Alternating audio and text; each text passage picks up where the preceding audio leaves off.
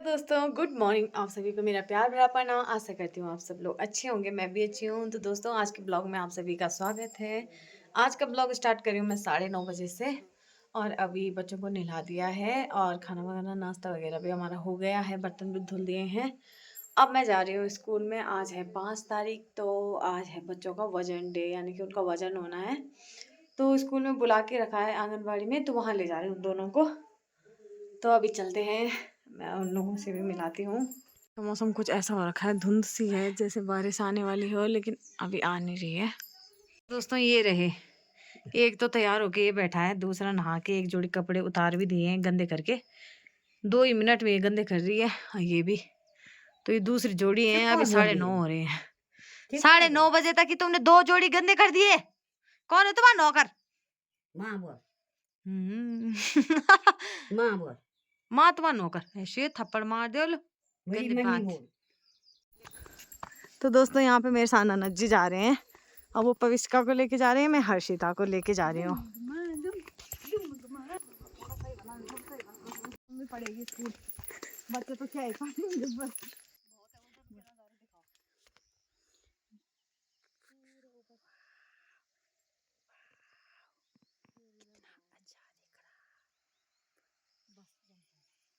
तो दोस्तों हम यहाँ पे पहुँच गए हैं स्कूल। यहाँ पे बहुत सारे बच्चे भी हैं, और ये देखो ये लड़की को तो चेयर मिल गई भाई, मज़े आ गए।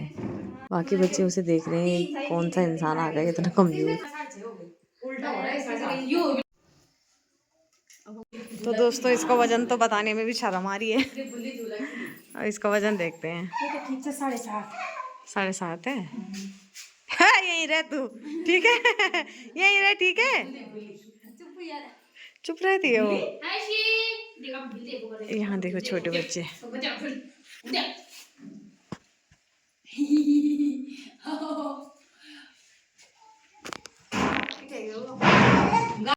तो दोस्तों ये रहा यहाँ का स्कूल।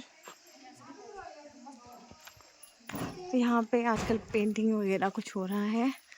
ये रहा राजकीय प्राथमिक विद्यालय मरखोला, थैली सैम ब्लॉक में जो आता है। और ये यहाँ का आंगनबाड़ी स्कूल भी है और पंचायत भवन भी है। और ये जो यहाँ पे स्कूल इतनी अच्छी जगह पे बना है, एकदम खेतों के बीचों बीच, बहुत ही सुंदर लोकेशन पे। तो दोस्तों आज यहाँ पे मैंने लिपाई भी कर दी है पूरे इस साइड को। अब खिचड़ी बनाते हैं। आज मैं और दादी हैं घर पे, माँ जी लोग बाजार जा रखे हैं। यहाँ की भी लिपाई हो गई है।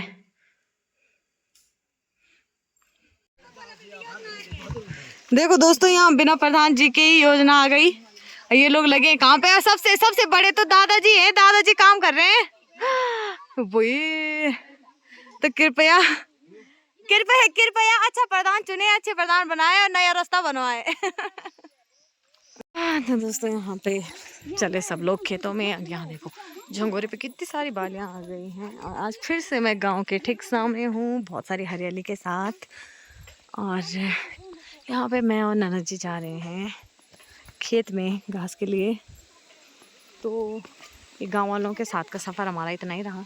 तो मैं आज उस दिन मैं इन मिनी ब्लॉग में दिखा रही थी आपको, ये वाला जो हमारे गांव का इस साइड वाला, यहाँ पे मच्छी तालाब है। और ये बाथरूम, आप लोगों को बता दूँ, ये बाथरूम जब किसी का बेबी होता है तो उसके बाद गांव के अंदर नहीं रहते हैं, छन्नियों में रहते हैं। जैसे मैंने पुराने ब्लॉग्स में बताया था, छन्नियों में रहते हैं और नहाने यहाँ आते हैं और इस गदेरे में कपड़े धुलते हैं। यानी कि गांव के बीच रहना भी नहीं है और नहाना वगैरह भी नहीं है, सारी चीज़ें इधर ही आनी। तो इसलिए यहाँ पे 2 ये बाथरूम बन रखे हैं। और यहाँ नीचे मच्छी तालाब है, लेकिन अभी वहाँ कुछ भी नहीं है। यहाँ पे ऊपर पे जी लोग थे, तो वो बोल रहे थे ब्लॉग में हमें दिखाओ, यहाँ पे हम काम कर रहे हैं स्वयं से। क्योंकि अभी जो भी हमारे गांव में प्रधान बन देंगे, प्रधान का भी चयन हुआ नहीं है। तो कोई भी लोग, हम लोग ऐसे बोलते हैं, तो मेरे हिसाब से तो हमें ज़रूर मीटिंग में ज़रूर ये बोल देना चाहिए अच्छे से कि हमें कैसे प्रधान का चयन करना है, कुछ भी ऐसी चीज़ों को लेके। और हर किसी को मौका देना चाहिए। उसके बाद जो हमारे प्रधान बनते हैं उन्हें भी हमारे लिए कार्य करना चाहिए। तो दोस्तों यहाँ देखो, ये जी को देखो कैसे सारियों के बीच जा रखे हैं घास के लिए। चोरी थोड़ा ना कर रहे अपने खेत में लेकिन मैं ऐसे ही उन्हें आवाज़ दे रही हूँ। यहाँ पे हमारे गांव का स्कूल इतनी अच्छी जगह पे बना है।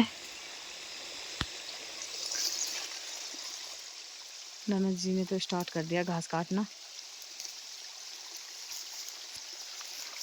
रास्ता भी साफ कर दिया, घास भी हो जाएगा। दोस्तों यहाँ के मैंने बताया यहाँ पे गांव के साइड में जो बाथरूम बने, तो यहाँ मेरे मायके से जो है ना बहुत अलग रीति रिवाज हैं, बहुत ही ज़्यादा अलग है।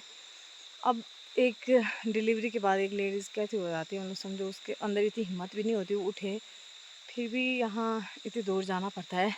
बुरा भी नहीं बोल सकती मैं, क्योंकि ये रिवाज है, रिवाज भी नहीं है। यहाँ जो हमारे कुल देवता हैं बिंदेश्वर देवता की जो एक बोलते हैं ना केयर होती है, केयर यानी कि लगा लो कि गांव के अंदर नहीं जाते, वो छूत मानी जाती है। उसमें काफ़ी सारे लोगों ने कभी ऐसा किया होगा तो बहुत सारा नुकसान हुआ गांव में, तो इसलिए ऐसा नहीं करते हैं हम लोग।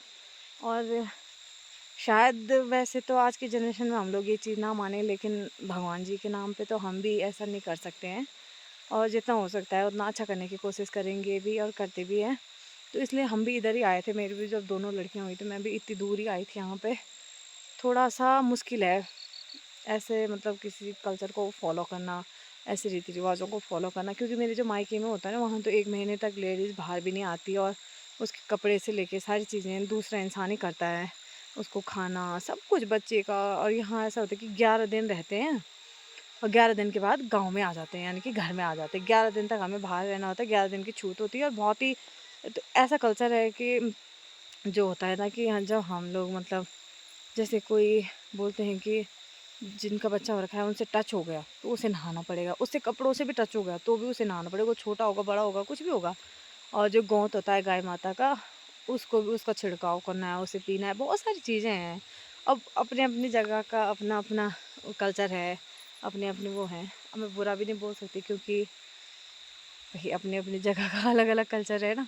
हम भी फॉलो कर रहे हैं, जितना हो सकता है आज की जनरेशन में भी हम उस चीज़ को फॉलो करेंगे। बुरे के लिए होता तो शायद हम भी फॉलो नहीं करते, क्योंकि अपने गलत के लिए तो हमेशा किसी ना किसी को आवाज़ उठानी चाहिए, लेकिन अच्छे के लिए है तो हम भी फॉलो करते हैं। और मुझे नहीं पता क्या होता है क्या नहीं होता, क्योंकि इतने टाइम 3-4 साल मुझे भी हो गए, लेकिन मैंने अभी तक ऐसा कुछ समझा नहीं है। और कुछ चीज़ें ऐसी हैं जो मेरे पल्ले में कमी पड़ती हैं, दूर का ऐसे ही होता है। फिर माँ जी लोग मुझे समझाते हैं कि हाँ ऐसा है, चाहते तो हम भी तेरे कमी नहीं करते, ऐसा कुछ ना। तो मैं बोलती हूँ यार सब कर रहे हैं तो उसमें हमारा क्या है, हम भी कर लेंगे। तो इसीलिए यहाँ बहुत अलग है, बहुत ही ज़्यादा अलग।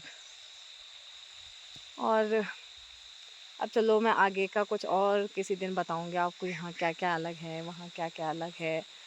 तो अभी तो फ़िलहाल मैं चलती हूँ घर, आपको दिखाऊँगी अपनी घास की फंची भी। ये रही मेरी घास की फंची, और 9 पूल निकाल रखे। पूल नहीं बोल सकते उसे, एक साइड वाले जो घास रखते हैं ना, अधौड़ी सी, मतलब आधा, एक पूली का आधा, तो वो 9 हिस्से कर रखे मैंने। तो अभी इसको लेके चलती हूँ मैं घर। ननद जी तो मैंने चले गए हैं, मैंने ही कहा उन्हें आप चले जाओ पढ़ाई वगैरह कर लेना। तो ये रहा हमारा पेड़ जिससे उन्होंने काटा, और अब मैं भी चलती हूँ दोस्तों। यहाँ से यहाँ पता नहीं कब आना होता है, तो उससे पहले मैं आप लोगों को एक बारी ये अच्छे अच्छे खेत दिखाती हूँ। तो दोस्तों मैं पहुँच गई हूँ अपनी छन्नी, और ये रहे मेरी घास की फंची, और ये रहे हमारे गाय बच रहे। बहुत ज़्यादा थकान हो गई, भारी हो गया था। ये रहे हमारी छन्नी।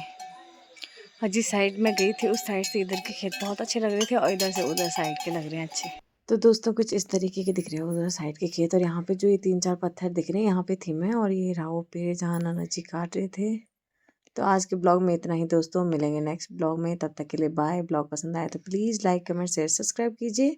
मेरे ब्लॉग देखने के धन्यवाद।